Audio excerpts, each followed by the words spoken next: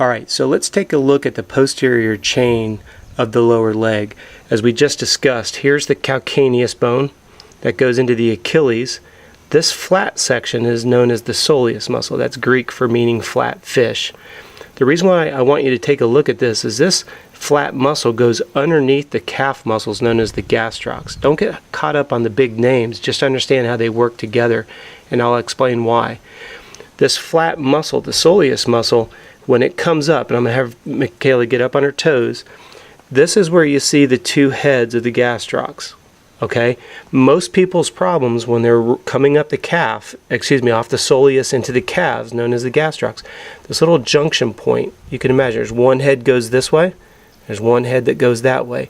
This junction point is where it gets really sticky.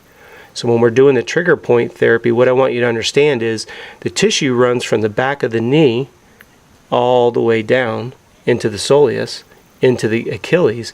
So what we're going to want to do is we're going to want to cross friction this tissue. Now I want to bring something to your attention. You can see this is a scar where Michaela had a mountain bike accident where the sprocket cut into the tissue. The reason why I want to bring it to your attention is this area is going to have tissue that's not going to be what we call flexible, and it's very, very stiff because it's scarred tissue. I've heard come down. What I want you to keep in mind is if you do, let's say that you've had an injured knee or you've had some aggravated Achilles, this tissue, when it gets injured, gets filled with scar tissue. Scar tissue is inelastic, and we have to break down the adhesions.